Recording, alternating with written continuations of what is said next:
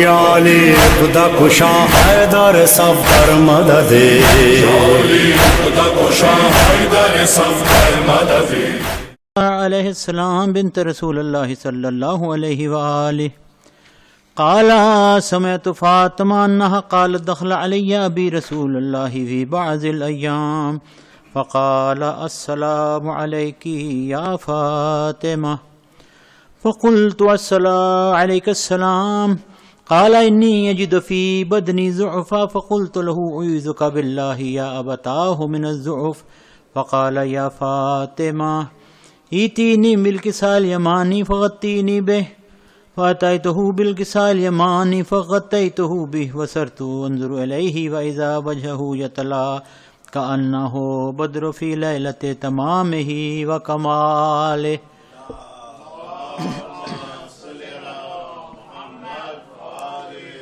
فما كانت إلا ساعة وإذا بولدي الحسن عليه السلام قد أقبل وقال السلام عليك يا أماه فقلت عليك السلام يا قرة عيني وسمرة فؤادي فقال يا أماه إني أشم عندك رائحة طيبة كأنها رائحة جد رسول الله فقلت نعم إن جدك تحت الكساء فأقبل الحسن نحو الكساء وقال السلام عليك يا جداه يا رسول الله أتأذن لي أن أدخل معك تحت الكساء فقال وعليك السلام يا ولدي ويا صاحب حوزي قد أذنت لك فدخل معه تحت الكساء.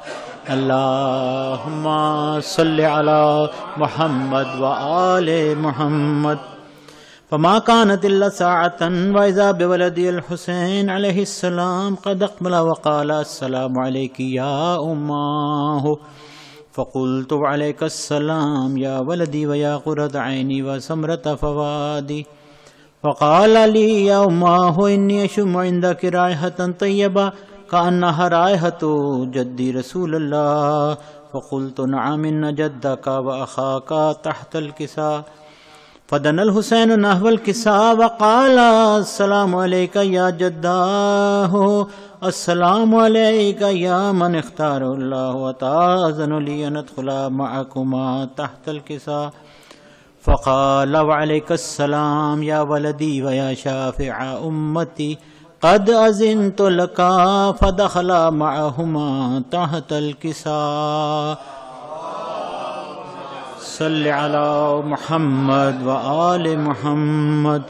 فأقبل عند ذلك أبو الحسن علي بن أبي طالب عليه السلام وقال السلام عليك يا بنت رسول الله فقلت وعليك السلام يا أبا الحسن ويا أمير المؤمنين فقال يا فاطمة إني أشم عندك رائحة طيبة كأنها رائحة أخي وابن عمي رسول الله فقلت نعم ها هو مع ولدائك تحت الكساء فأقبل علي نحو الكساء وقال السلام عليك يا رسول الله أتأذن لي أن أكون معكم تحت الكساء قال له وعليك السلام يا أخي ويا وسيئي وخليفتي وصاحب لوائي قد أذنت لك فدخل علي تحت الكساء. اللهم صل على محمد وآل محمد. ثم أتيت نحو الكساء وقلت السلام عليك يا أبتاه يا رسول الله أتأذن لي أن أكون معكم تحت الكساء قال وعليك السلام يا بنتي ويا بضعتي قد أذنت لك فدخلت معهم تحت الكساء. صل على محمد وآل محمد. فلما اكتملنا جميعا تحت الكساء خذا برسول الله بطرف الكساء وأومى بيده اليمنى إلى السماء وقال اللهم إن هؤلاء أهل بيتي وخاصتي وحامتي لحمهم لحمي ودمهم دمي يؤلمني ما يؤلمهم ويحزنني ما يحزنهم أنا حرب لمن حاربهم وسلم لمن سالمهم وعدو لمن عاداهم ومحب لمن أحبهم إنهم مني وأنا منهم فأجعل صلواتك وبركاتك ورحمتك وغفرانك ورضوانك علي وعليهم وأذهب عنهم الرجس وطهرهم تطهيرا اللهم صل على محمد وآل محمد فقال الله عز وجل يا ملائكتي ويا سكان السماوات إني ما خلقت سماء مبنية ولا أرضا مدحية ولا قمرا منيرا ولا شمسا مزية ولا فلكا يدور ولا بحرا يجري ولا فلكا يسري إلا في محبة هؤلاء الخمسة الذين هم تحت الكساء فقال الأمين جبرائيل يا ربي ومن تحت الكساء فقال عز وجل هم أهل بيت النبوة ومعدن الرسالة هم فاطمة وأبوها وبعلها وبنوها اللهم صل على محمد وآل محمد فقال جبرائيل يا ربي يتأذن لي أن هبط إلى الأرض ليكون معهم سادسا وقال الله نعم قد أذنت لك فهبط الأمين جبرائيل وقال السلام عليك يا رسول الله العلي الأعلى يقرئك السلام ويخصك بالتحية والإكرام ويقول لك وعزتي وجلالي إني ما خلقت سماء مبنية ولا أرضا مدحية ولا قمرا منيرا ولا شمسا مزية ولا فلكا يدور ولا بحرا يجري ولا فلكا يسري إلا لأجلكم ومحبتكم وقد أذن لي أن أدخل معكم فهل تأذن لي يا رسول الله فقال رسول الله عليك السلام يا أمين وحي الله إنه نعم قد أذنت لك فدخل جبرائيل معنا تحت الكساء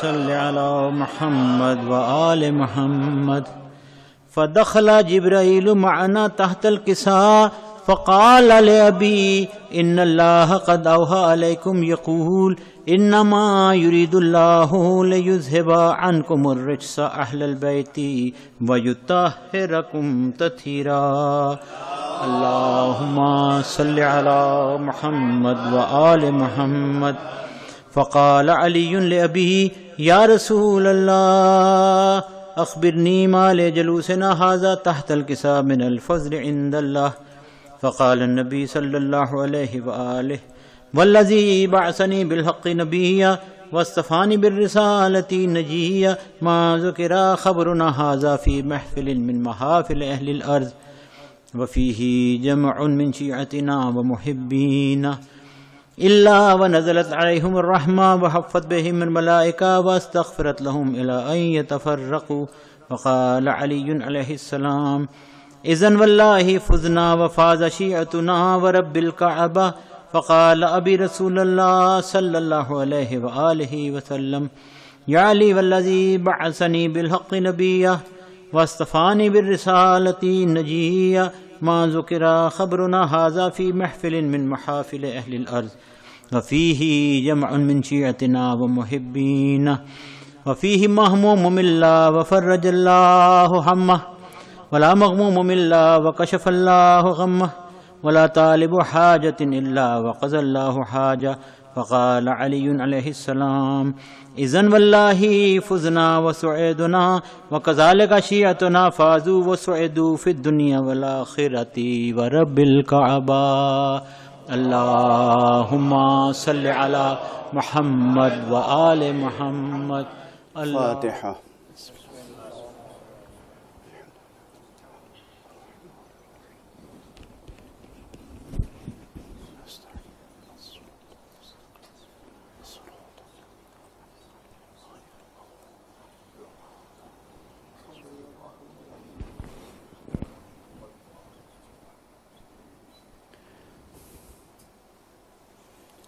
أعوذ بالله من الشيطان الرجيم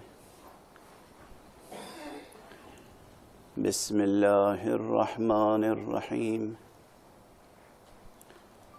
الحمد لله رب العالمين والصلاة والسلام على أشرف الخلائق أجمعين سيدنا وسيد الأولين والآخرين حبيبنا وحبيب إله العالمين إمام المرسلين وخاتم النبيين أبي القاسم المصطفى محمد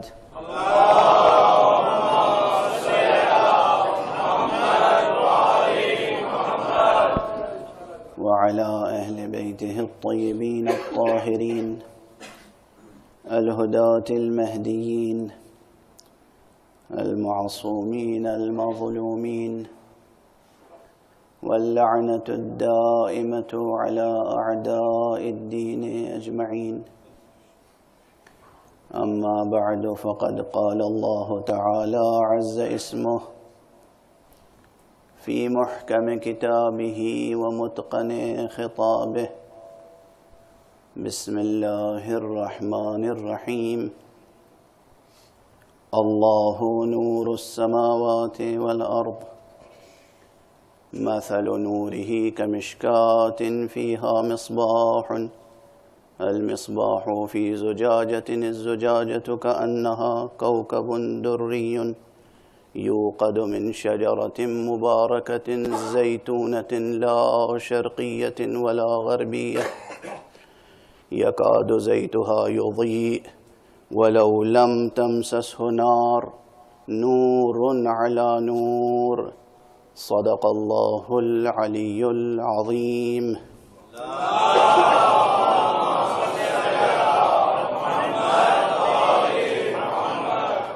ایک اور بلندتر صلوات پڑھیں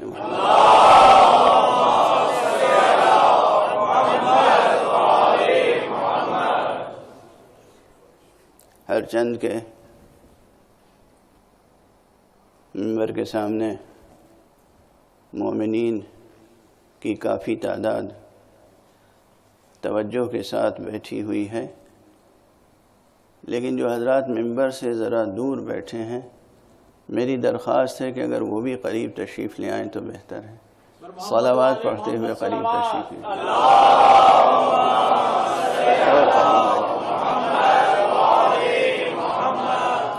صلوات پڑھتے ہوئے تشریف لے آئیں۔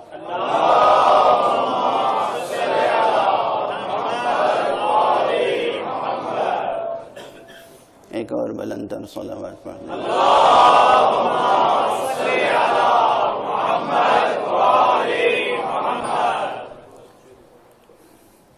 یہ کبھی کبھی میں یاد دہانی کراتا رہتا ہوں کہ منبر سے سامعین کا فاصلہ درست نہیں ہے۔ منبر سے نہ مکانی فاصلہ ہونا چاہیے نہ ذہنی فاصلہ ہونا چاہیے۔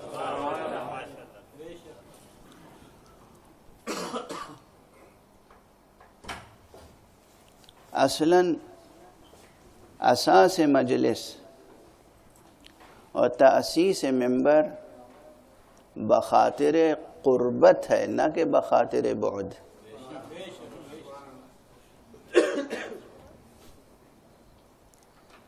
اور وہ بھی ایسی قربت جو صرف محسوس حقیقتوں کو قریب نہیں لاتی بلکہ جو چیزیں غیر محسوس ہیں ان سے بھی انسان کو قریب کر دیتی ہیں۔ جو ظاہری چیزیں ہیں ان سے قربت تو اپنی جگہ، جو عالم غیب میں ہیں چیزیں ان سے بھی انسان کو جو شے قریب کرتی ہے وہ منبر اور مجلس ہے۔ یہ کیا عظیم ادارہ ہمیں ملا ہے بفیض محمد و آل محمد علیہ السلام۔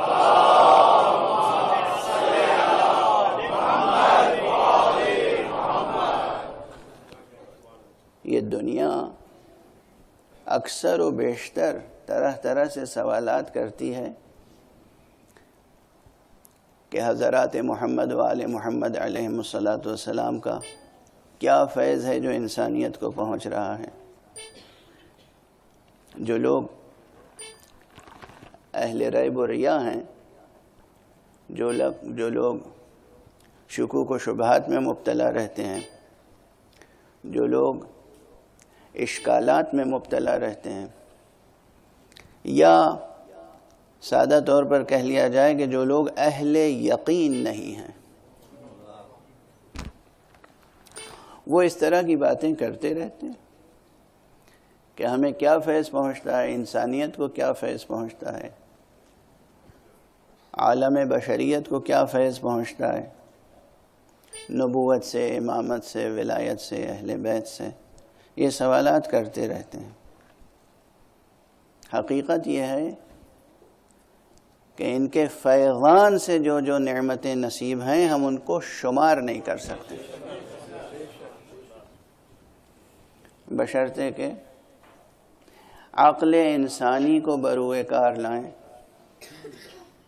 یہ عقل انسانی بہت بڑی شے ہے، بہت قیمتی شے ہے. عقل انسانی،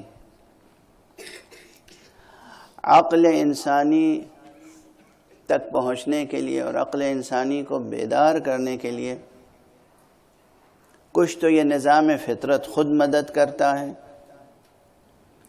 لیکن کچھ انسان کو خود بھی کد و کاوش کرنی پڑتی ہے.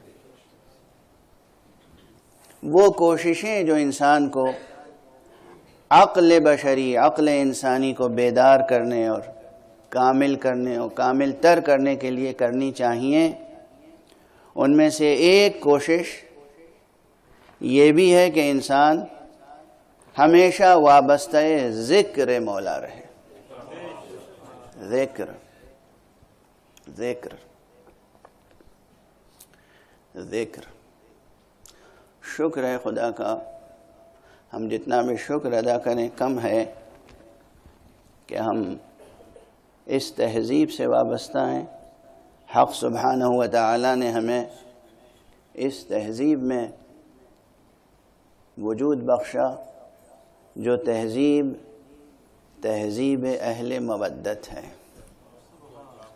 جو تہذیب محمد و آل محمد ہے علیہم الصلاۃ والسلام.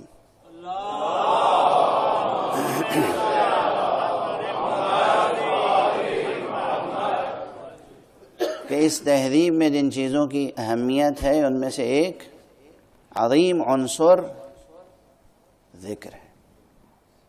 اور ذکر کے انواع ہیں، ذکر کے اقسام ہیں، ذکر کے مراتب ہیں، ذکر کے درجات ہیں،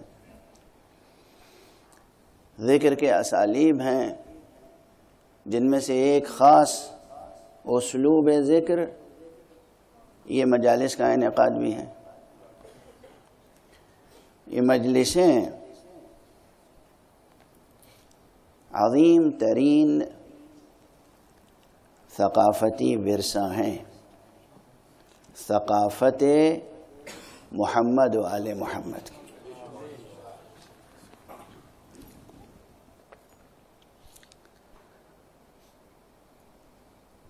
ظاہر ہے کہ آپ حضرات خود ان مجالس کی عظمت سے واقف ہیں، آشنا ہیں، اور اسی لیے جہاں جاتے ہیں مومنین کسی نہ کسی صورت سے مجلسوں کا اہتمام کرتے ہیں، مجلسیں منعقد کرتے ہیں، فرش اعضاء بچھاتے ہیں.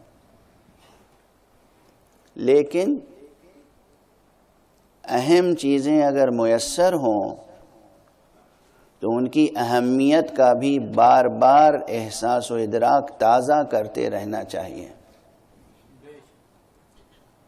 ورنہ پھر وہ چیز رسمی ہو جاتی ہے. اور جب چیز رسمی سمجھی جانے لگتی ہے تو اس کی تاثیر کم ہو جاتی ہے. یہ مجلسیں ظاہر ہے کہ ایک بہترین عرفانی کلاسیں بھی ہوتی ہیں، معرفت نصیب ہوتی ہے. ساتھ ساتھ یہ مجلسیں بہترین کلاسیں ہوتی ہیں امر بالمعروف اور نہی عن المنکر کے لیے. بس یہ ایک جملہ کہہ کے آگے بڑھ جاؤں، اس وقت زبان پر آ گیا کہ جتنے واجبات ہیں فروع دین میں، نماز ہے، روزہ ہے، تو نماز کی ایک شکل معین ہے، ایک ہیئت معین ہے، اوقات معین ہیں. روزہ اس کی ایک صورت معین ہے، اس کا وقت معین ہے. حج اس کی ایک صورت معین ہے اور ایک وقت، ایک موسم معین ہے. انہی واجبات میں ایک امر بالمعروف اور نہی عن المنکر بھی ہیں. امر بالمعروف اور نہی عن المنکر کو اگر باقاعدہ کوئی شکل دی جا سکتی ہے تو ان اشکال میں سے بہترین شکل یہ مجلسیں ہیں. یعنی فقہی نقطہ نظر سے، شرعی نقطہ نظر سے، اسلامی فکری نقطہ نظر سے مجلسیں بہترین مواقع ہیں امر بالمعروف اور نہی عن المنکر کے لیے. اور اسی لیے ائمہ اہل بیت علیہم الصلاۃ والسلام نے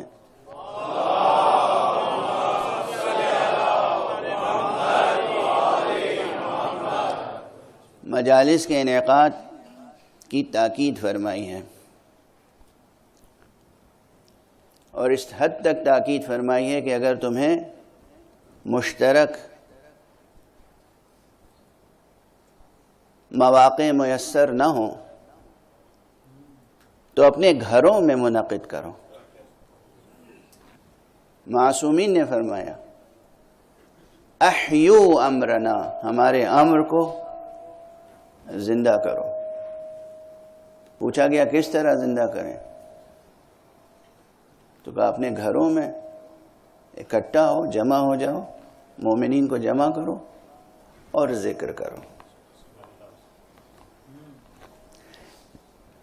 یہ صحیح السند حدیثیں ہیں معصومین علیہم الصلاۃ والسلام سے، اور ایک سے زیادہ اسناد کے ساتھ ایک سے زیادہ مواقع پر معصومین نے فرمایا. تو یہ جو امام بارگاہوں میں، مسجدوں میں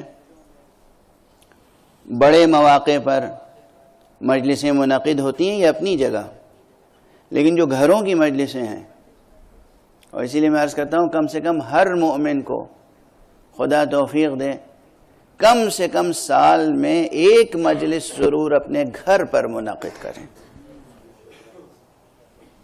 تاکہ آپ جس گھر میں رہتے ہیں اس کے در و دیوار بھی نور ذکر سے منور ہو سکے.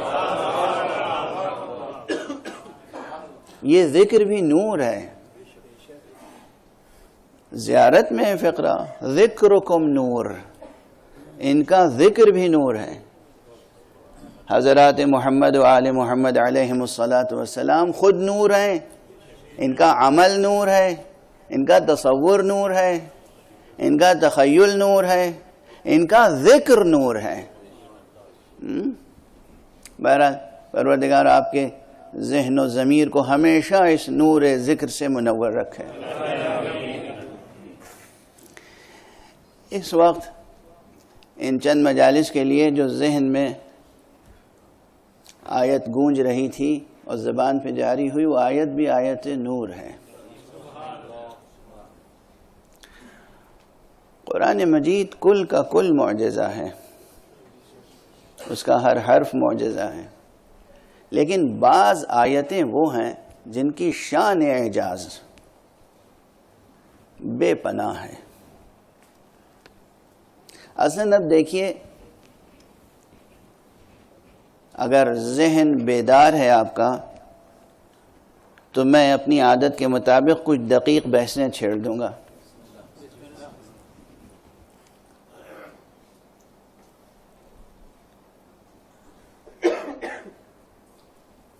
معجزہ کوئی بھی ہو بے پناہ ہوتا ہے. معجزہ کوئی بھی ہو بے قرار ہوتا ہے، معجزہ کوئی بھی ہو وہ معجزہ کہلاتا ہی اس لیے ہے کہ حدود اختیار انسانی سے باہر ہوتا ہے، اسی لیے معجزہ ہوتا ہے۔ قرآن معجزہ ہے تو قرآن مجید کا ہر حرف معجزہ ہے۔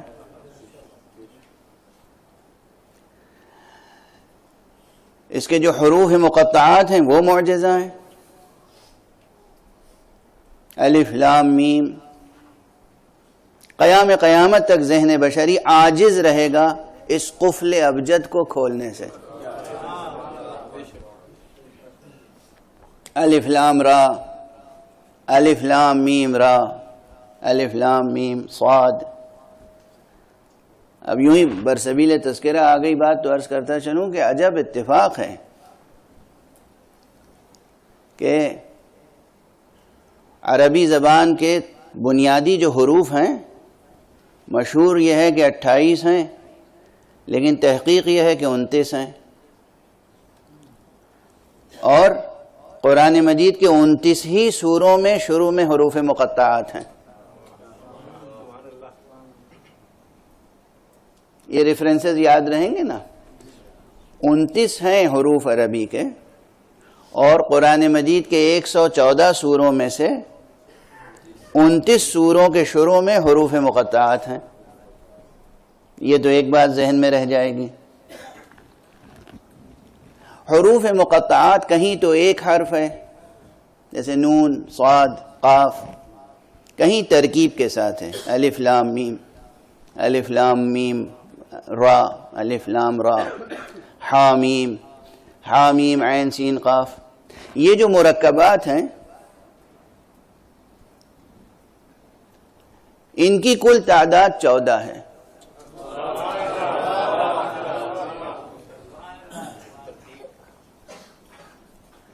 تو 14 معصومین ہیں اور 14 اس طرح سے۔ یہ حروف مقطعات بجائے خود کہنے والے نے کہا، وہ بھی کس نے کہا؟ کہنے والا عالم ہے، حکیم ہے، حق سبحانہ و تعالیٰ کا کلام ہے، وہ حکیم علی الاطلاق ہے۔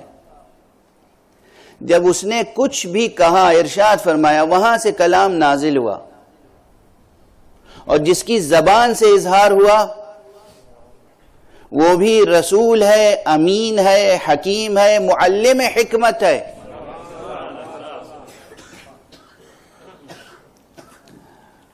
تو اگر ذہن بشری کو ان حروف سے کوئی ارتباط نہ ہوتا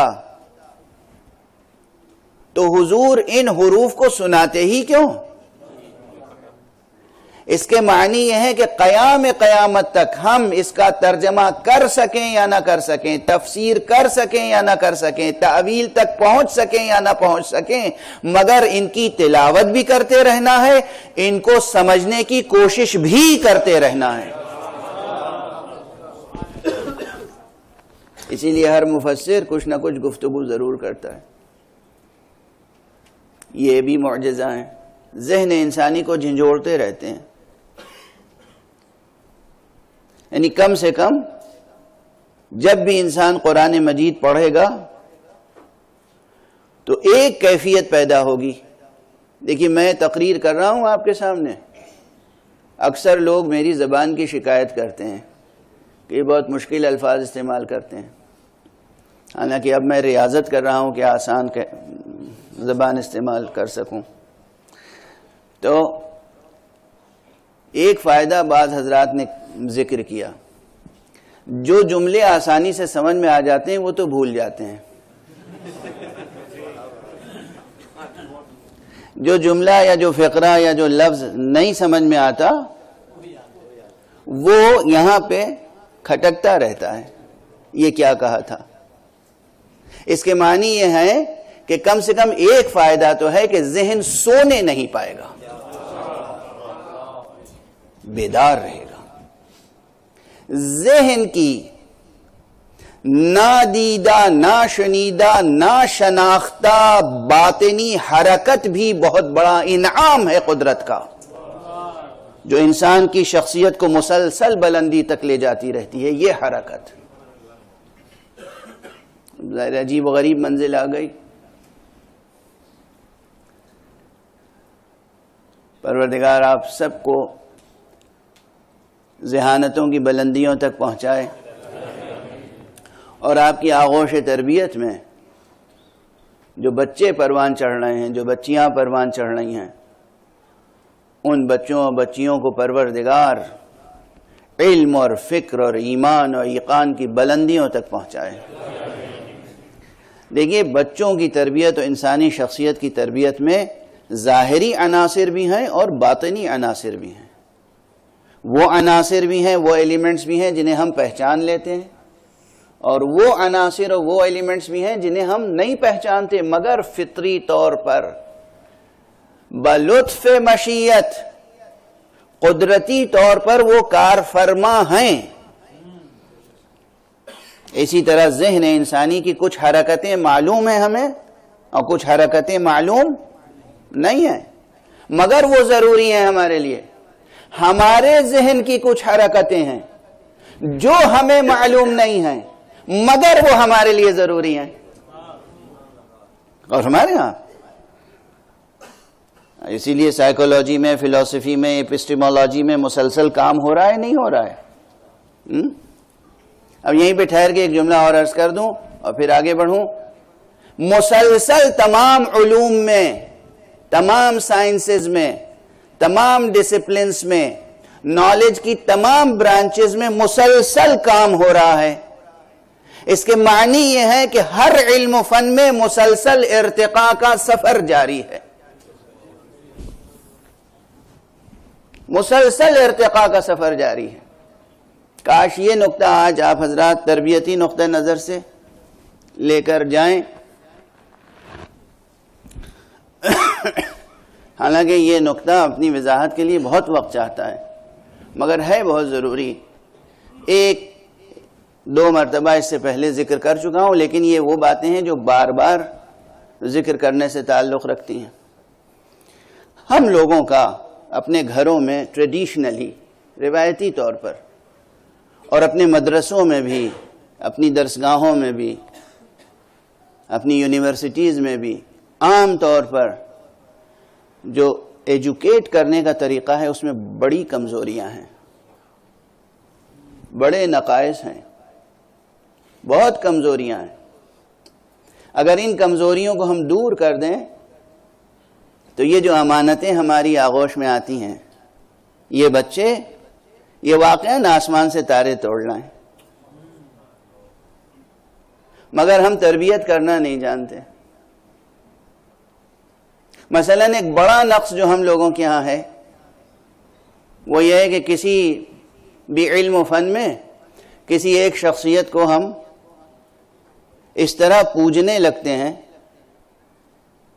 کہ ہم کہہ دیتے ہیں بھئی یہ علم تو فلاں پر تمام ہو گیا، اب ان کے بعد کوئی پیدا ہونے والا نہیں ہے۔ اب جب آپ بچے کے سامنے بار بار کہیں گے کہ یہ علم تو تمام ہو گیا، اب ان کے بعد کوئی پیدا ہونے والا نہیں ہے، تو پہلے ہی آپ نے اس کی تخلیقی صلاحیتوں پر مہر لگا دی۔ تمت بالخیر۔ اور ہمارے آپ نے اسے یہ سمجھا دیا کہ تم ان سے آگے بڑھ ہی نہیں سکتے، وہ حوصلہ پست ہو گیا، وہ ہمت ٹوٹ گئی، وہ کریٹیوٹی اس کے اندر کی ختم ہو گئی۔ بزرگوں کا احترام اپنی جگہ، آپ انہیں خراج تحسین پیش کریں، خراج عقیدت پیش کریں، مگر ہر بچے کو آپ یہ کہیں وہ جہاں تک پہنچے ہیں تم ان سے بھی آگے بڑھ سکتے ہو۔ بچپن سے جب آپ بچوں کو یہ بتائیں گے کہ تم کچھ بھی کر سکتے ہو، حق سبحانہ و تعالی نے تم کو بے پناہ صلاحیتیں دی ہیں، بے پناہ خلاقیت عطا کی ہے، جہاں تک علم و فن کا کارواں پہنچا ہے تم اس سے کہیں آگے بڑھ سکتے ہو۔ مسلسل جب یہ بچہ سنے گا تو اس کی تخلیقیت، خلاقیت، کریٹیوٹی، فعالیت، علم و فن، ہنر میں اس کی تازہ کاریاں بڑھتی چلی جائیں گی۔ اور خود تربیت کے دوران اب ہم لوگ کیا ہوتا ہے عام طور پر کسی صاحب کا، اب یہ دیکھیے یہ باتیں زبان پہ آتی چلی جا رہی ہیں، تو میں کیا کروں؟ کہی دوں نا، حالانکہ اصل موضوع اپنی جگہ ہے، ابھی شروع ہی نہیں ہوا اصل موضوع۔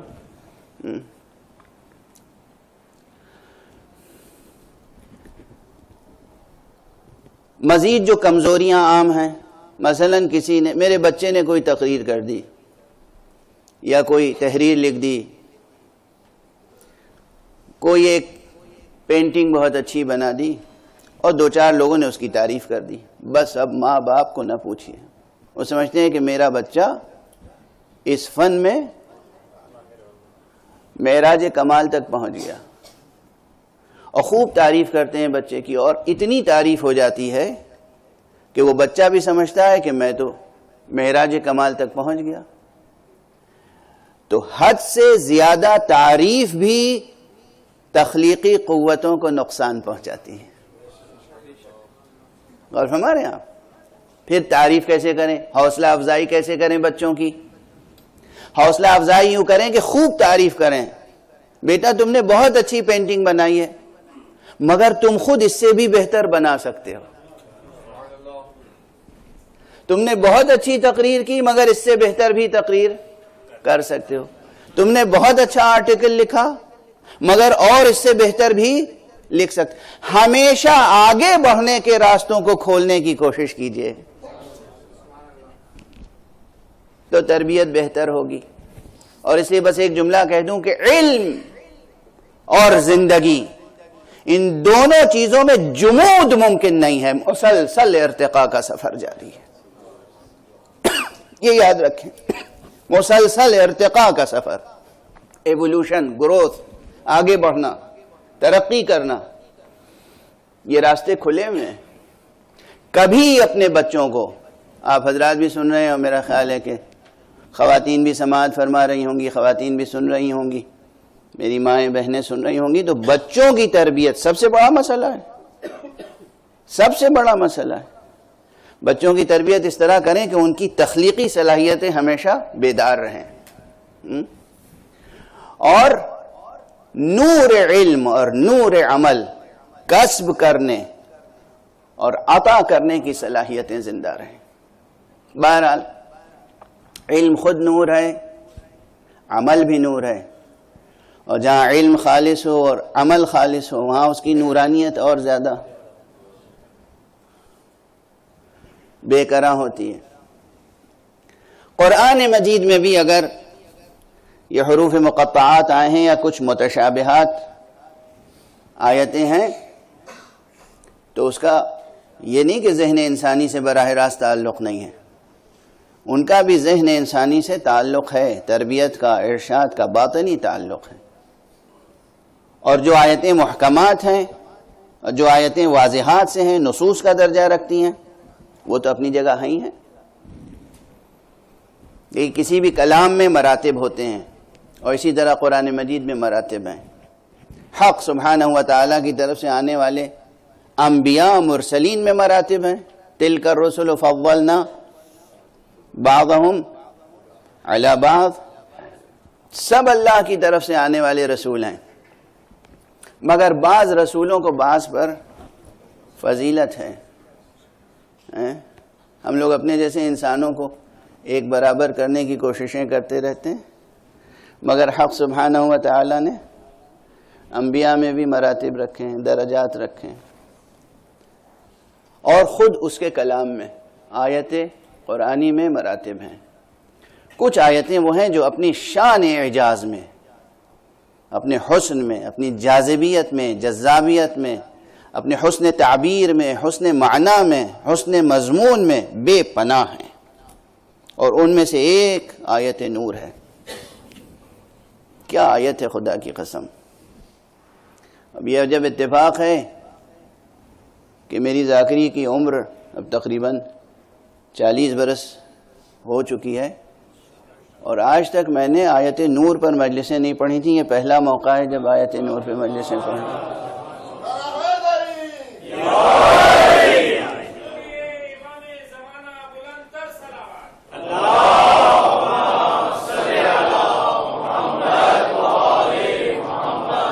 یعنی درمیان میں ریفرنسز تو آئے ہوں گے، لیکن مستقل طور پر اسے موضوع بنا کر میں نے کہیں بیانات پیش نہیں کیے.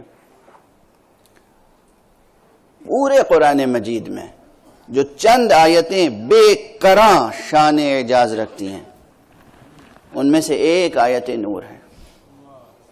اور کیا عظیم آیت ہے. اس آیت کو سمجھنے اور اس کا ترجمہ بھی کرنے سے پہلے دو ایک اہم تمہیدی مطالب اور مجھے عرض کر لینے دیجئے. دیکھیے زبان، اس کا تعلق کس چیز سے؟ زبان کس چیز کا اظہار کرتی ہے؟ فکر کا. زبان اور فکر کا تعلق ہے نا. آپ سوچتے ہیں، جو سوچتے ہیں وہ زبان سے کہتے ہیں. تو زبان کا تعلق فکر سے ہے.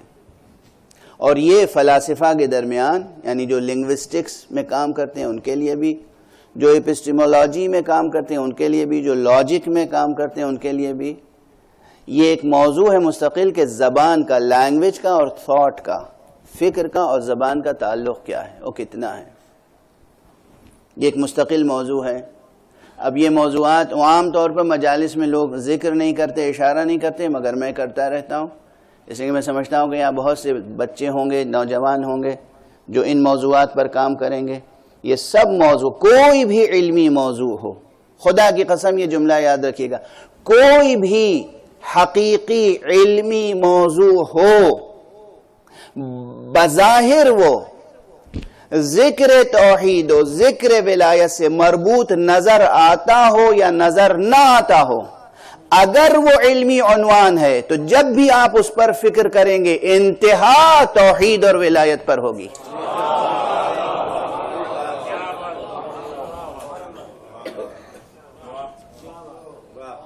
کوئی بھی عنوان ہو علمی، وہ آپ کو، جب کوئی بھی علمی قضیہ منکشف ہوتا ہے تو اگر انسان طبع سلیم رکھتا ہو تو وہ حضرت حق سے قرب محسوس کرتا ہے. وہ محسوس کرتا ہے کہ جیسے حقیقت منکشف ہوئی اور حق سے نزدیک ہو گئے. اور اسی لیے جو علمی قضایا کی لذت ہے وہ بے نظیر ہے.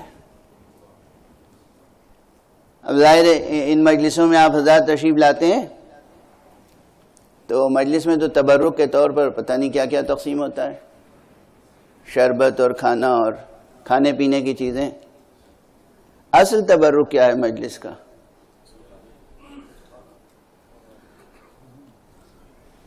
تبرک کا اصل مجلس کا اصل تبرک جو ہے، مجلس کا اصل تبرک جو ہے وہ یہ اقوال معصومین علیہم الصلاۃ والسلام ہیں. اور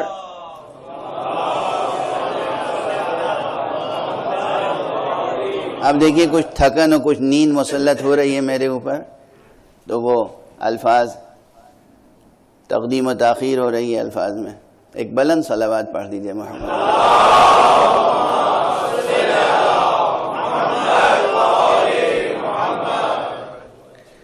یہاں سے جو ذوق آپ کو بیدار کرنا ہے، ذوق، یہاں سے ذوق لے کے جائیں گے. آپ کو جو چیز لائی ہے یہاں اس کا نام ہے شوق. جو چیز یہاں سے لے کے جائیں گے وہ ہے ذوق.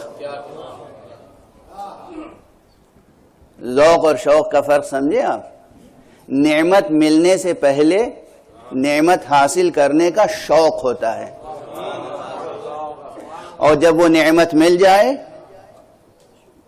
تو پھر اس نعمت کی قدردانی اور مزید نعمت کے حصول کا شوق ذوق کہلاتا ہے. تو یہ ذوق بیدار ہو جائے کہ آپ حضرات علم کی لذت سے آشنا ہو جائے. ہے نا مسئلہ ہے؟ نمک کی لذت سے تو سب آشنا ہے، شیرینی کی لذت سے تو سب آشنا ہے. طرح طرح کی شیرینیاں ہیں، طرح طرح کی غذائیں ہیں، طرح طرح کے پھل ہیں، طرح طرح کے میوے ہیں. ان تمام چیزوں کی لذت سے آپ آشنا ہیں نا. لذت محسوس کرتے ہیں، اور جب لذت محسوس کرتے ہیں تو پھر اس کی طلب ہوتی ہے. واضح ہے؟ جب آپ کسی غذا کی لذت سے آشنا ہو جاتے ہیں تو پھر اس کی مزید طلب ہوتی ہے، جستجو ہوتی ہے. اگر علم کی لذت سے آشنا ہو جائیں،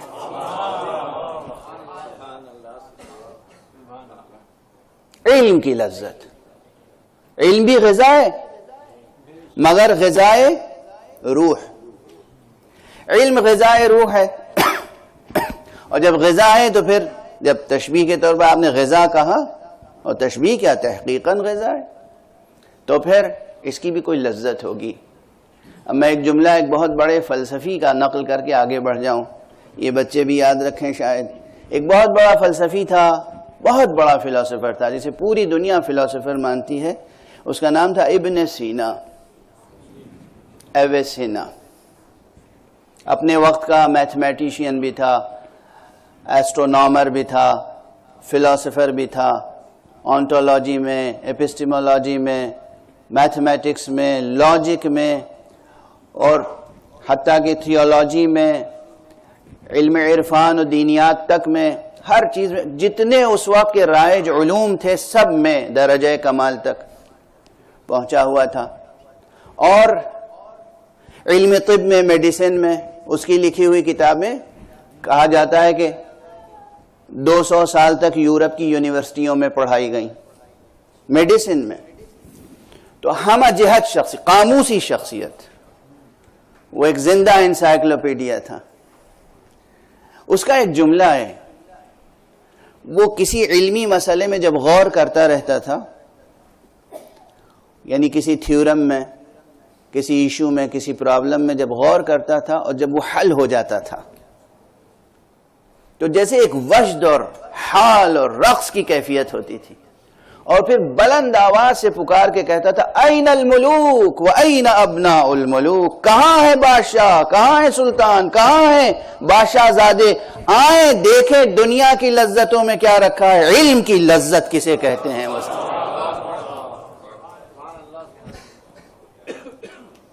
جب علم کی گتھی سلجھتی ہے تو جو لذت ملتی ہے. اب آپ کو کیسے سمجھاؤں میں؟ آپ کو آپ کے حسب ذوق سمجھاؤں. آپ سب عاشقان اہل بیت ہیں، اللہ کا شکر ہے، اللہ کا لطف ہے، اللہ کا کرم ہے، اللہ کا احسان ہے کہ ہمیں اور آپ کو اس نے ان گھرانوں میں پیدا کیا، ان گودیوں میں پروان چڑھایا جہاں عشق محمد و آل محمد سب سے بڑی حقیقت ہے. اب آپ کو عشق ہے مولا علی سے. جب بھی کوئی مولا علی کی فضیلت سنتے ہیں اور سمجھ میں آ جاتی ہے تو کیا کیفیت حاصل ہوتی ہے. اس کیفیت کو آپ کسی طرح لفظوں میں ظاہر کر سکتے ہیں؟ نہیں کر سکتے، مگر ایک لذت ہے، ایک کیفیت ہے، ایک نشہ ہے. لیکن یہ وہ نشہ ہے جو عقل کے چراغ کو بجھاتا نہیں اور پروان چڑھاتا ہے. ایک مستی ہے، ایک سرشاری ہے عشق کی. یہ جو عشق کی سرشاری ہے بالکل اسی سے قریب تر ایسی ہی لذت علم کی ہوتی ہے. تو علم کی لذت، اسی لیے دیکھیے اب میں یہ کیوں زور دیتا ہوں، دنیا میں جتنے ترقی یافتہ معاشرے ہیں ان سب میں آپ دیکھیں گے کہ علمی ذوق بہت ہے ان کے ہاں. دیکھیے میں بہت دور سے آیا ہوں، اور آیا نہیں ہوں، بلایا گیا ہوں. تو یہاں اور کوئی نہیں بیٹھا ہوگا اتنی دور سے آیا ہوا جتنی دور سے میں آیا ہوں. تو اب جو کچھ پڑھ رہا ہوں سنتے جائیے گا. صلوات پڑھیے محمد.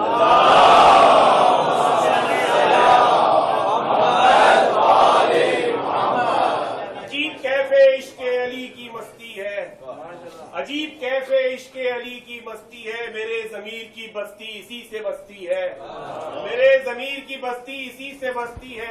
اور یہ میری ضد نہیں لوگوں، سرور کا حکم ہے، اگر علی نہیں تو عبادت بھی بت پرستی ہے.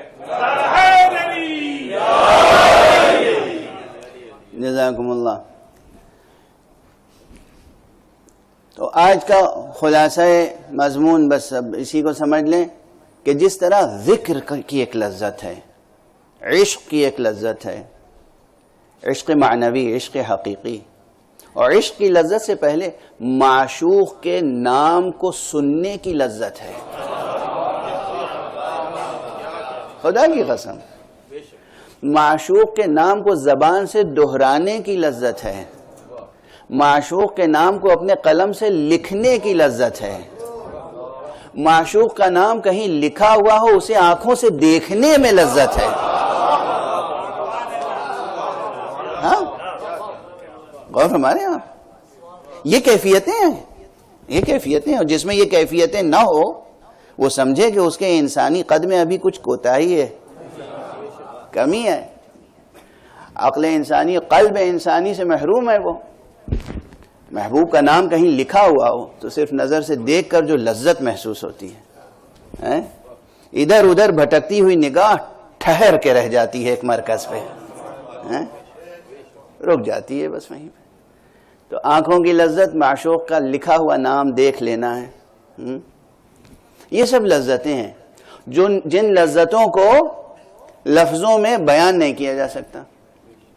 اسی طرح علم کی لذت ہے، علم کی لذت پیدا کرنے کی کوشش کی. جتنے دنیا میں ترقی یافتہ معاشرے ہیں آپ دیکھیں گے ان میں مطالعے کا ذوق ہے، ریڈنگ، پڑھنا. میں سفر کرتا ہوں، آپ بھی بہت سفر کرتے ہوں گے. وہ معاشرے جنہیں ہم اسلامی نقطہ نظر سے تو بہت کچھ تنقید کرتے ہیں اور بجا کرتے ہیں، مگر دنیاوی نقطہ نظر سے ہم ان لوگوں کی بہت تقلید کرتے ہیں. اس معاشرے کے لوگوں کو دیکھیں گے موٹی موٹی کتابیں، چاہے وہ فکشن ہی صحیح، ناول ہی صحیح. مثال دے رہا ہوں، یہ نہیں کہ آپ سب ناول پڑھنے لگیں.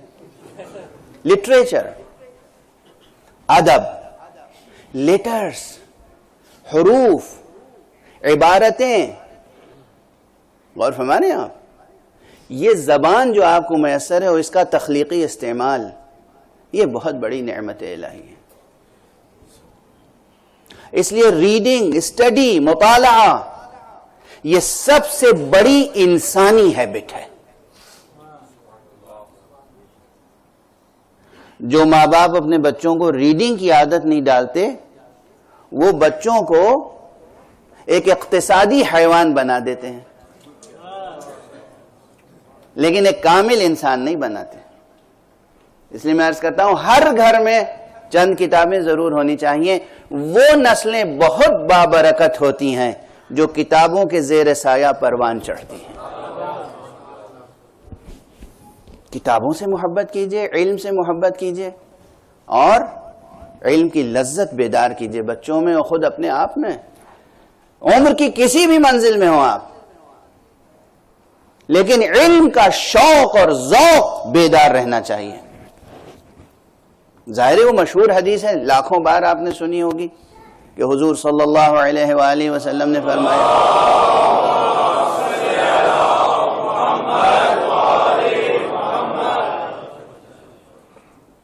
کہ اطلب العلم من المہد الی اللحد، علم حاصل کرو گہوارے سے لے کر گور تک، آغوش مادر سے لے کے آغوش قبر تک علم حاصل کرو.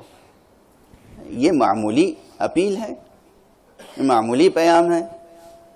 ہم لوگ غافل ہیں اس پیام سے، دہراتے ہیں، فخر کے طور پر کہتے ہیں ہمارے رسول نے یہ کہا ہے. کس کے لیے کہا ہے؟ امریکنز کے لیے، یورپینز کے لیے، ہمارے آپ کے لیے کہا ہے.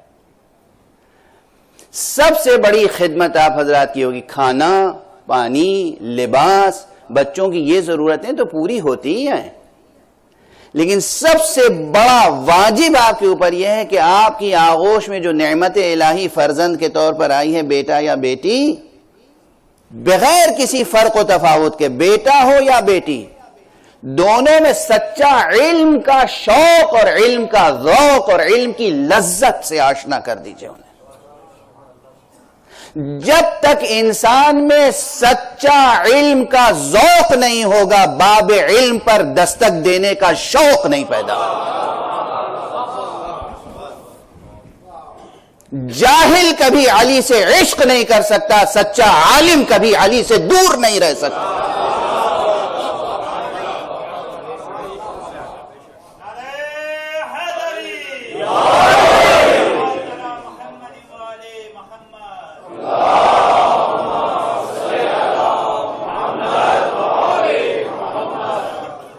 خدا سے عشق ہو، رسول سے عشق ہو، علی سے عشق ہو، حضرت فاطمہ زہرا سلام اللہ علیہا سے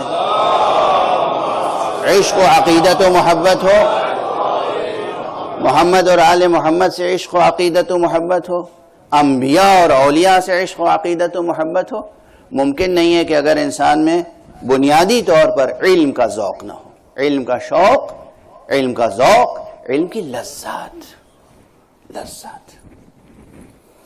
بہرحال بات پھیلتی چلی جا رہی ہے، مگر میں کیا عرض کروں، اسی ترتیب سے آگے بڑھ رہی ہے۔ عموماً یہ ہوتا ہے کہ میں کسی آیت کو عنوان قرار دیتا ہوں، اور اگر اشرا بھی پڑھ رہا ہوں تو جس دن آخری مجلس ہوتی ہے اس دن ترجمہ کرتا ہوں، اور وہ سب گفتگو ہوتی اسی آیت کے زیر اثر ہے، اسی کے پرتو میں گفتگو ہوتی ہے۔ اب جو میری مشکلیں ہیں اس آیت کو ترجمہ کرنے کے لیے، بس 2-3 جملے عرض کر کے اور پھر گفتگو کل تک کے لیے ملتوی کروں۔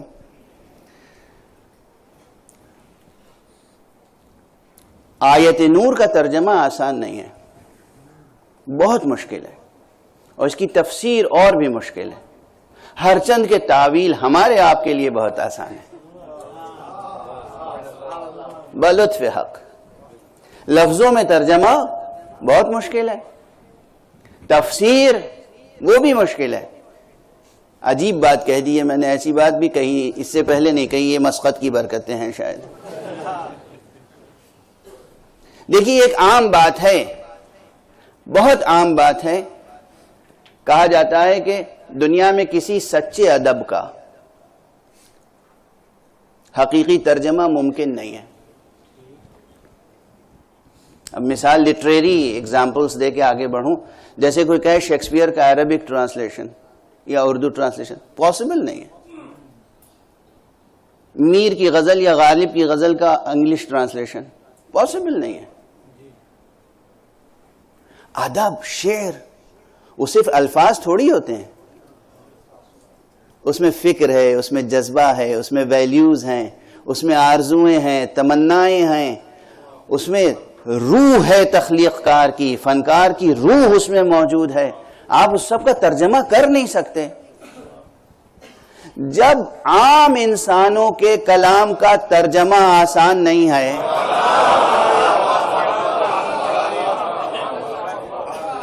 تو آپ غور فرمائیے کہ حق سبحانہ و تعالیٰ کے کلام کا ترجمہ، وہ بھی اس کلام کا ترجمہ جو بعنوان معجزہ نازل ہوا ہے، آسان ہے؟ بہت دشوار ہے، دشوار ہے، مگر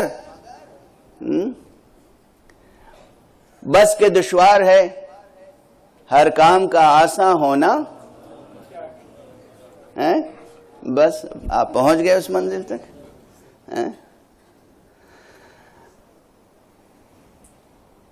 لیکن ایک منزل اور ہے اس سے بڑھ کر، اور وہ یہ ہے کہ بعض چیزیں دشوار ہوتی ہیں اور دشوار نہیں بھی ہوتی، یہ بھی ایک منزل ہے۔ مشکل ہوتی ہیں اور مشکل نہیں بھی ہوتی، یہ زیادہ آزمائش کی بات ہے۔ اب ظاہر ہے یہ آج صرف آپ حضرات کے دل و دماغ و فکر کو برانگیختہ کرنے کے لیے گفتگویں ہو رہی ہیں۔ اور غالب نے ایک جگہ کہا ہے، عجیب و غریب شعر ہے، ہمارے ادب کے ایک استاد تھے، وہ کہا کرتے تھے کہ یہ شعر عشق مجازی سے لے کر عشق حقیقی تک ہر منزل پر بامعنی ہے، اور وہ یہ ہے کہ ملنا تیرا اگر نہیں آساں تو سہل ہے، ملنا تیرا اگر نہیں آسان تو سہل ہے، دشوار تو یہی ہے کہ دشوار بھی نہیں۔ غور فرما رہے ہیں آپ؟ یعنی اگر فرض کیجئے آپ کو کسی صاحب سے ملاقات کرنی ہے اور آپ نے کہا مجھے ان سے ملاقات کرنی ہے، اور جواب ملا کہ وہ کسی سے نہیں ملتے، بات ختم ہو گئی۔ اب آپ کوشش نہیں کریں گے، اور اگر معلوم ہوا کہ ویسے تو نہیں ملتے مگر مل بھی سکتے ہیں، اب مشکل ہو گئی۔ بھئی یہ کیا مسئلہ ہے؟ ملنے کا کیا پیمانہ ہے؟ کس سے ملتے ہیں؟ کیوں ملتے ہیں؟ کب ملتے ہیں؟ کن شرائط پہ ملتے ہیں؟ اور دیکھیے ہم سب بھی کسی سے ملنے کے لیے ہر وقت بے چین رہتے ہیں، تڑپتے رہتے ہیں۔ ایک نور کا مجسمہ ہے جو پردے میں موجود ہے۔ اب مسئلہ یہ ہے کہ ہر شخص دیدار کا مشتاق ہے، اور ایک عام اعلان ضرور ہے کہ غائب ہے، مگر اس میں کہیں کہیں یہ بھی معلوم ہو جاتا ہے کہ فلاں کی مدد کی، فلاں کو زیارت نصیب ہوئی، فلاں پہ چشم کرم فرمائی، آیت اللہ سید مہدی بحر العلوم سے ملے، علامہ مقدس اردبیلی کی ہدایت فرمائی، علامہ حلی کی مدد کی۔ اب مسئلہ یہ کہ دشوار تو یہی ہے کہ دشوار بھی نہیں۔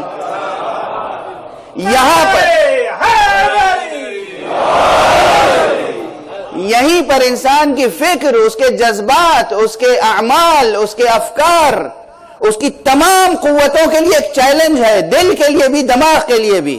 اگر مل سکتے ہیں تو پھر ہم سے کیوں نہیں ملاقات ہو سکتی؟ ملنا اگر نہیں آسان تو سہل ہے، دشوار تو یہی ہے کہ دشوار بھی نہیں۔ جو صورت اس پیکر نور کی ہے وہی صورت معنی قرآن کی ہے۔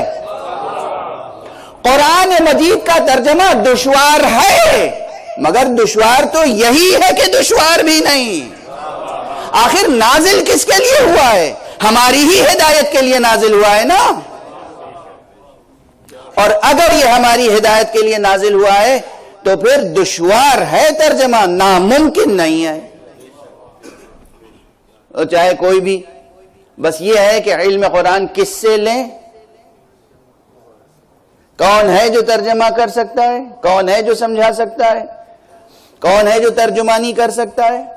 یہ مسائل ہیں۔ میں بہرحال اب غالباً آج کا وقت تو مجھ سے منتظمین نے بہت تاکید سے کہا تھا کہ ٹھیک 9 بجے آپ کو ممبر دے دیا جائے گا۔ میں خود 9 کے بعد پہنچا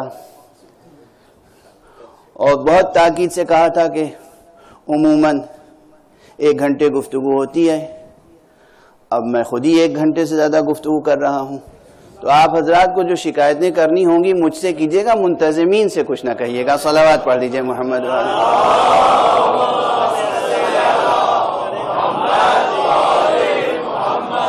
منتظمین کا کیا قصور ہے؟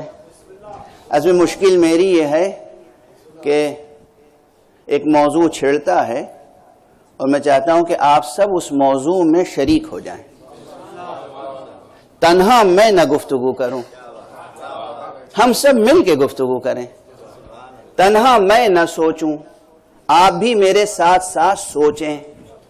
جب سب مل کے ایک ہی موضوع پر ایک ہی رخ میں سوچیں گے تو ممکن نہیں ہے کہ منزل تک نہ پہنچ جائیں۔ ایک صلوات پڑھ دیجئے محمد والے۔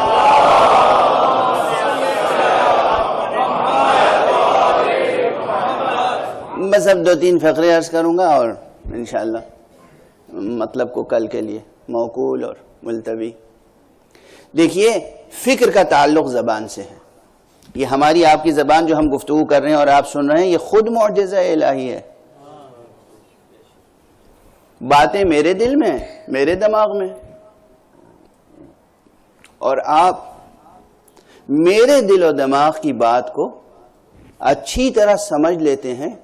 کس واسطے سے؟ وسیلہ کیا ہے؟ میڈیم کیا ہے؟ جو آنکھوں سے نظر بھی نہیں آتا. جو میں بول رہا ہوں الفاظ نکل رہے ہیں؟ آپ کو دکھائی دے رہے ہیں؟ نہیں؟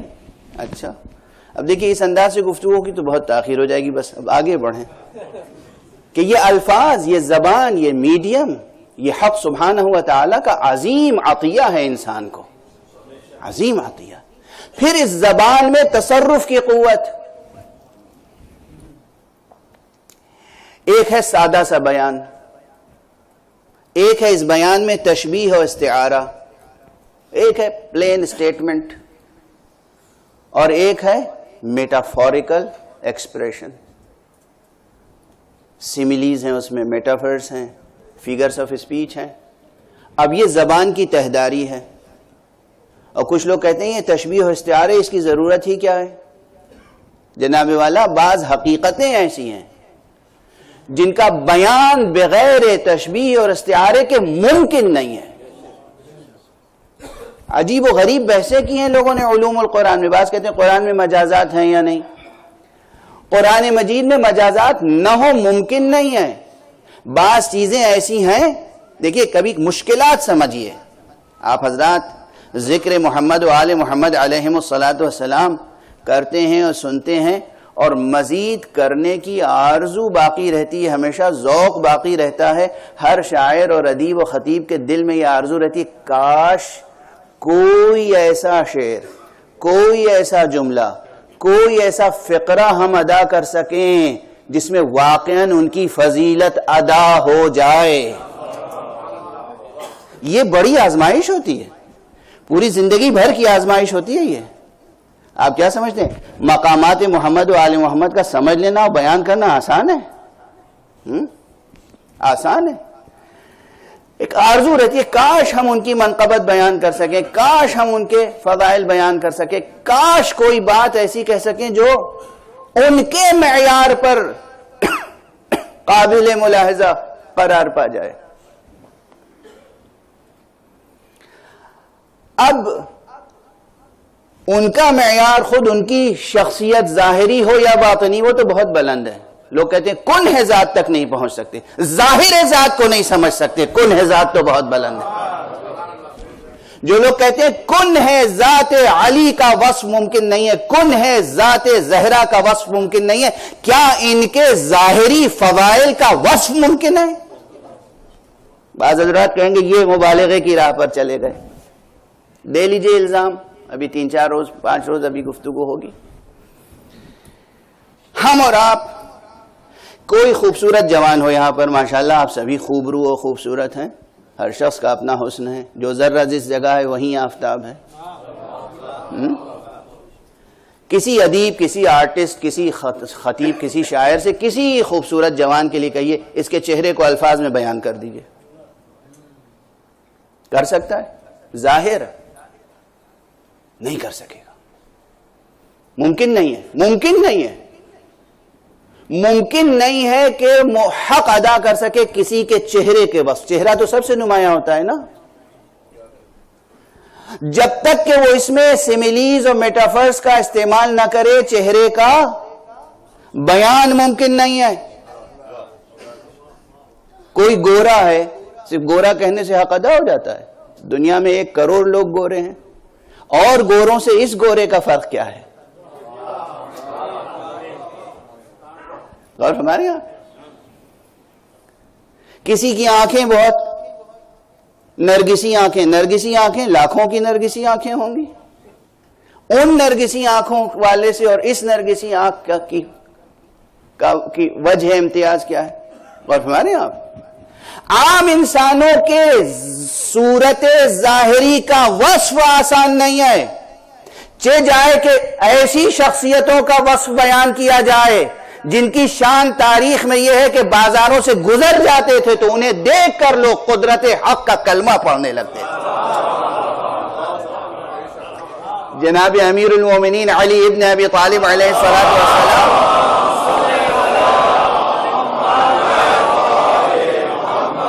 کی ایک شان یہ ہے، اور میں نے اپنی آنکھوں سے جس کتاب میں پڑھی ہے یہ روایت وہ کنز العمال ہے، اس کے علاوہ بہت سی کتابوں میں، لیکن سب سے پہلے میں نے کنز العمال میں یہ روایت پڑھی جس میں کہا گیا ہے جب امیر المومنین امام المتقین علی ابن ابی طالب علیہ السلام راستوں سے گزرتے تھے تو اکثر یہ ہوتا تھا کہ لوگ ٹھٹک کر دیکھتے تھے اور کہتے تھے ما اجمل هذا الفتى لا الہ الا اللہ، ارے کس نے اس جوان کو یہ حسن عطا کیا ہے، لا الہ الا اللہ۔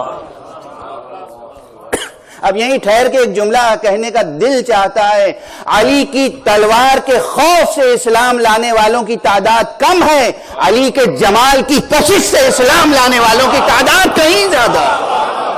صلوات پڑھ دیں محمد و آلہ محمد۔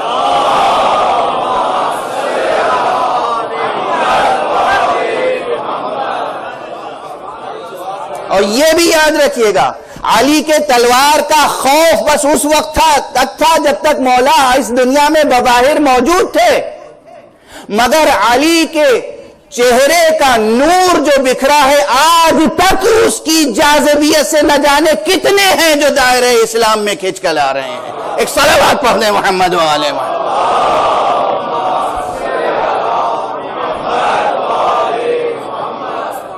حسن روح زیبائے علی ممکن ہے کوئی بیان کر سکے؟ اچھا جب ان کا ظاہر نہیں بیان ہو سکتا، بات بالکل منطقی طور پہ سمجھ میں آ رہی ہے نا؟ اب کوئی یہ الزام نہیں دے گا کہ آپ نے مبالغہ کیا، غلو کیا، حد سے آگے بڑھا دیا، لوگوں کی عقلوں کو سحر کرتے ہیں، دیوانہ بنا دیتے ہیں۔ ارے جناب پہلے تو میں نے آپ کے لیے کہا تھا کہ آپ کے چہرے کا وصف ممکن نہیں ہے، تو یہ مبالغہ نہیں تھا؟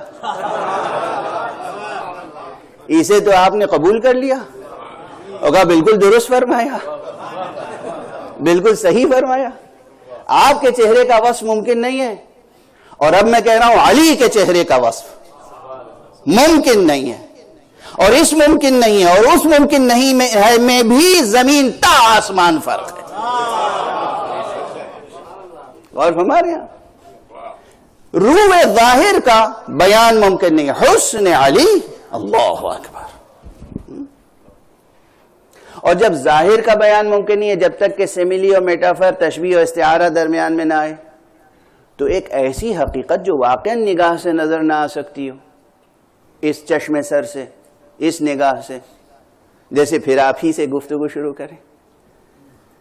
آپ کی روح مبارک مقدس، روح مبارک ہے، نورانی ہے ہر ایک کی۔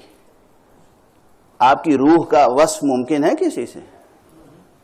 نہیں۔ جب بھی روح کا بیان ہوگا کہیں نہ کہیں تشبیہ و استعارے کی ضرورت آئے گی، بیان تہدار ہو جائے گا۔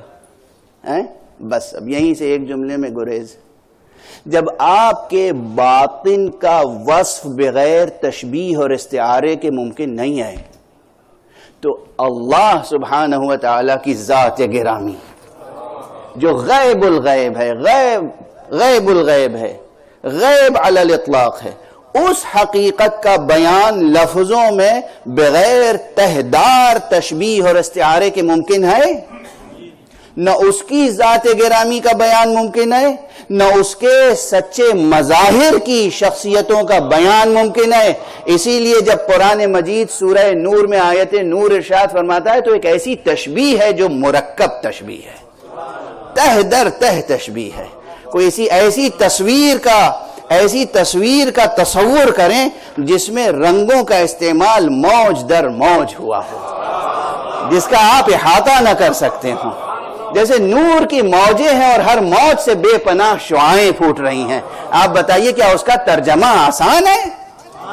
اللہ نور السماوات والارض مثل نورہ کمشکات، اللہ ہے آسمانوں اور زمین کا نور، اور اس کے نور کی مثال پہلے ہی اللہ ہے نور، یہ خود تشبیہ ہے بلکہ استعارہ۔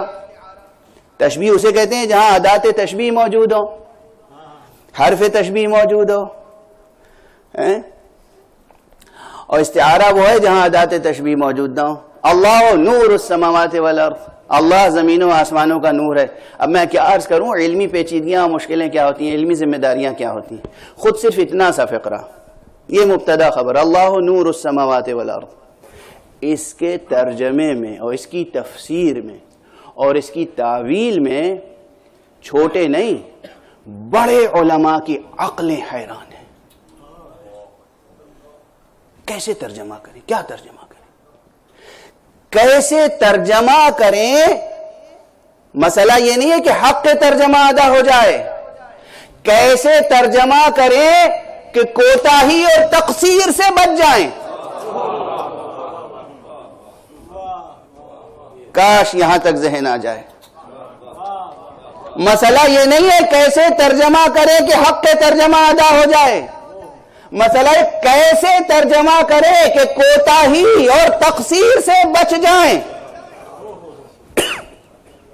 اللہ نور السماوات والارض.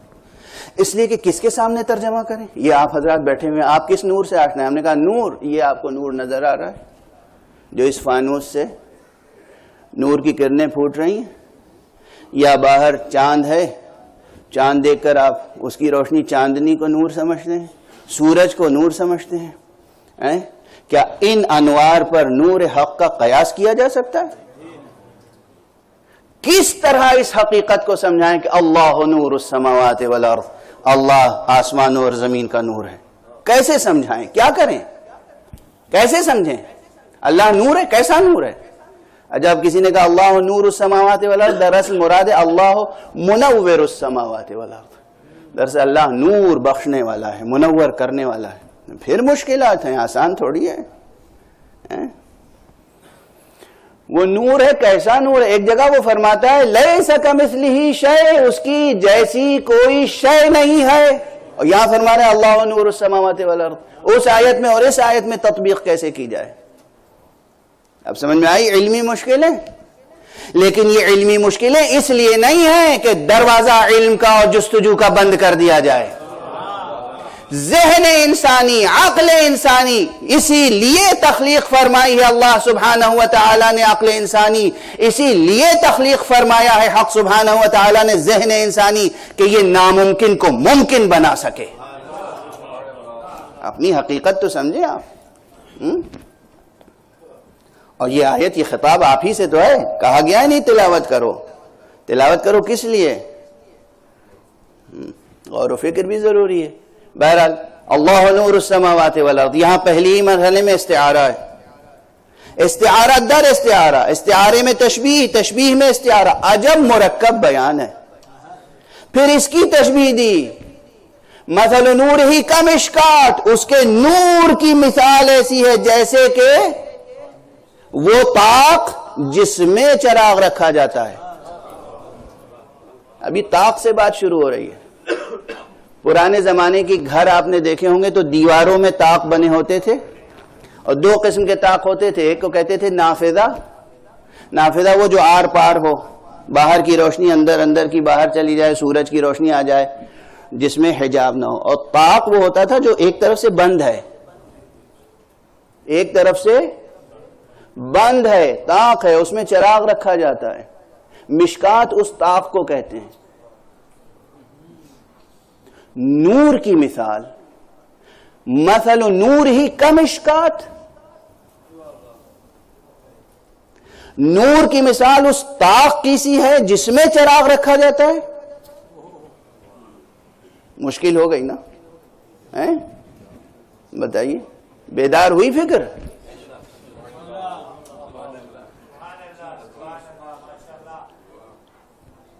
اور وہ بھی وہ طاق جو ایک طرف سے بند ہو. یعنی باہر اگر چاند نکلا ہوا ہے تو اس کی چاندنی اندر نہیں آ سکتی، اگر سورج نکلا ہوا ہے تو سورج کی روشنی اندر نہیں آ سکتی، اس لیے کہ دیوار ہے اور طاق سا بنا ہوا. اس طاق میں اندر سے چراغ رکھا جاتا ہے. یہ ہے جہاں ذہن انسانی کو کلام حق نے جھنجھوڑنے کی کوشش کی ہے. اب یہ طاق ہے کون سا؟ آپ سب کے پاس ایک ایک طاق موجود ہے. اپنے گھروں کی دیوار نہ دیکھیے گا جا کے. یہ جو بہترین عمارت اللہ نے بنائی ہے، یہ آپ کا وجود، یہ بنائے محکم، یہ بنائے عزیز و نفیس، یہ آپ کا جسم، وجود ظاہری، اس میں جو بہترین محفوظ ترین جگہ ہے سینہ، اس میں ایک دل ہے. یہ دل بھی اس قلب کی طرف متوجہ کرتا ہے جو جسم نہیں رکھتا. عجب مشکلات ہیں. قلب وجود انسانی وہ مشکات ہے. یہ پہلی تفسیر ہے. یہ پہلی تفسیر، اور یہی آخری تفسیر نہیں ہے. وجود انسانی میں جو قلب وجود انسانی ہے یہ وہ مشکات ہے جس میں وہ چراغ رکھا جائے گا جس سے نور حق پھیلے گا. غور فرما رہے ہیں آپ؟ عجب کس منزل تک پہنچ گئے. اور جب ہم آپ سب کے لیے کہ ہمارے پاس جو قلب ہے یہ مشکات کا مصداق بن سکتا ہے اگر اس میں چراغ رکھ دیا جائے، تو پھر یہ بتائیے کہ ان ہستیوں کے قلب کی کیا کیفیت ہوگی جنہیں حق سبحانہ و تعالی نے واقعاً اپنا مظہر بنا کر خلق فرمایا ہے. توجہ ہے. اور اسی لیے بس آج ایک فقرے پر گفتگو یہیں روک رہا ہوں کہ وہ تفسیریں ملاحظہ فرمائیے گا اور انہیں غلو یا ضعیف روایتوں پہ محمول نہ کیجیے گا جہاں کہا گیا ہے کہ دراصل مشکات سے مراد وجود مبارک حضرت فاطمہ زہرا سلام اللہ علیہا.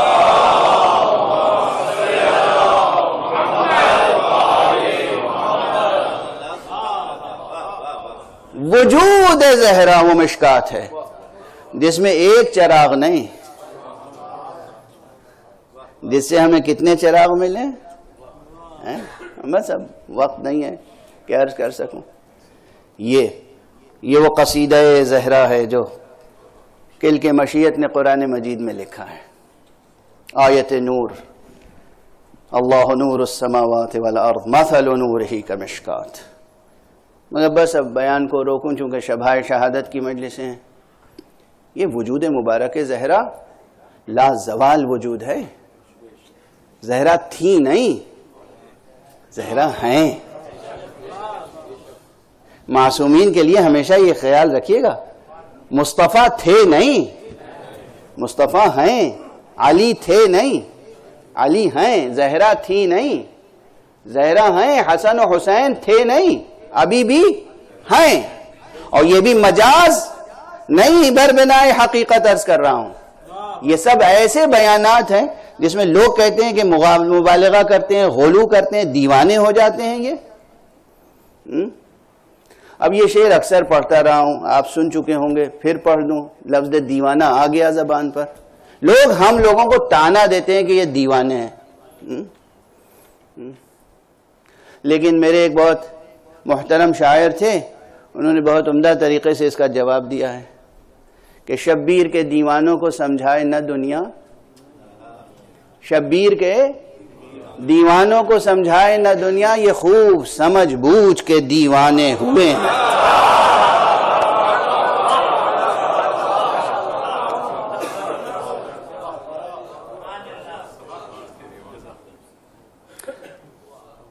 دنیا کے فرزانوں کی عقلیں آپ پر، آپ کی دیوانگیوں پر نثار ہو جائیں.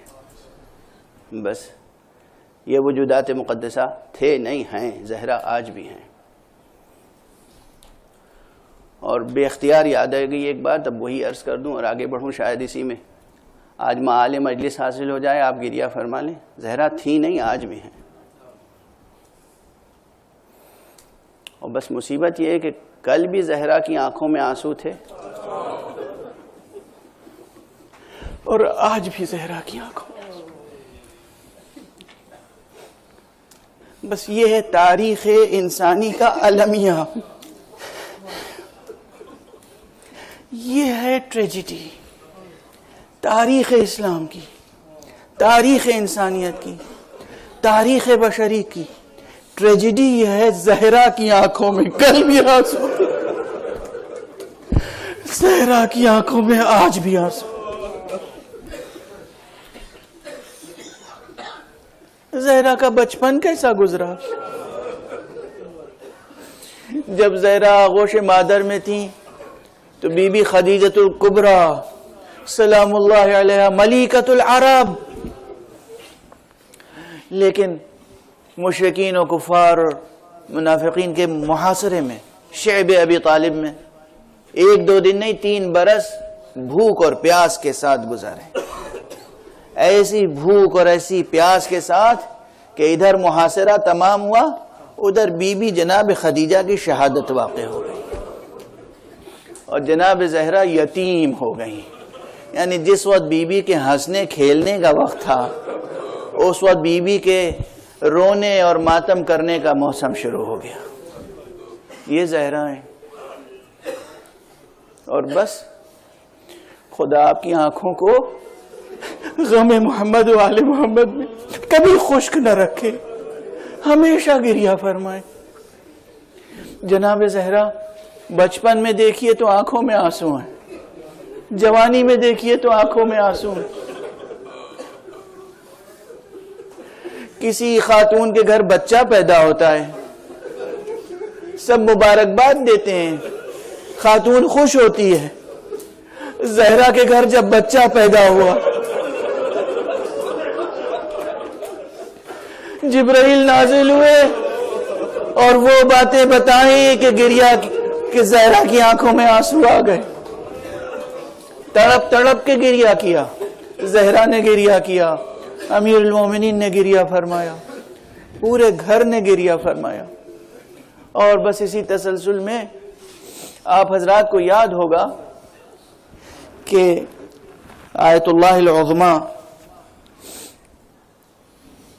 سید ابو القاسم خوئی رضوان اللہ تعالی علیہ کی وفات کے بعد حوزہ علمیہ نجف میں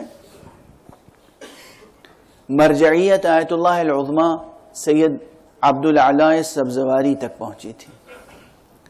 آیت اللہ العظمی سید عبدالعلی سبزواری سے میرے والد کی نیاز مندانہ ملاقاتیں تھیں.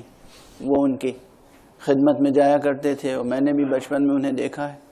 لیکن ان کے جو فرزند ہیں، ایک سید علی سبزواری، پروردگار ان کے درجات کو بلند فرمائے، نجف اشرف کے صف اول کے علماء میں، اور دوسرے فرزند ان کے علامہ سید حسین سبزواری جو مشہد مقدس میں. سید حسین سبزواری نے خود مجھ سے بیان کیا اور ایک بار نہیں 3-4 بار بیان کیا. یعنی میری یہ عادت ہے کہ جب ان سے ملتا ہوں تو کہتا ہوں بھائی وہ واقعہ پھر سنا دیجئے، اور وہ ایک چھوٹی سی مجلس ہو جاتی ہے. انہوں نے کہا کہ وہ صدام میں شقی کا زمانہ تھا اور ایک موقع ایسا آیا کہ جب ضرورت تھی کہ حرم امام کو بند کر دیا جائے حفاظت کی خاطر. تو آیت اللہ العظمی جناب سید عبدالعلی سبزواری نے حکم دیا اپنے بیٹے کو چند افراد کو لے کر جاؤ اور حرم امام حسین کو، حرم حضرت عباس کو خالی کر دو زائرین سے اور بند کر دو. اس وقت حفاظت اسی طرح ممکن ہے.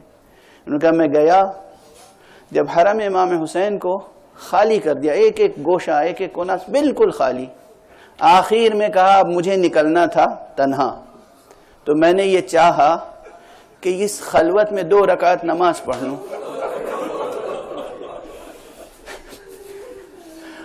کوئی نہیں تھا حرم میں، اور جب میں نے چاہا نماز پڑھوں اور تکبیر کہی، اسی دوران گنبد مبارک پر آ کر ایک حملہ ہوا اور کچھ ایک میزائل آیا، چھت میں سے سوراخ کرتا ہوا زریح کے کرانے آ کر گرا. جیسے ہی گرا تو جہاں قدم مبارک امام حسین ہے، پائیں پا جہاں حضرت علی اکبر کی قبر ہے، کہ میں حضرت کے سرحانے نماز پڑھ رہا تھا، پائیں پا کسی خاتون کے رونے کی آواز.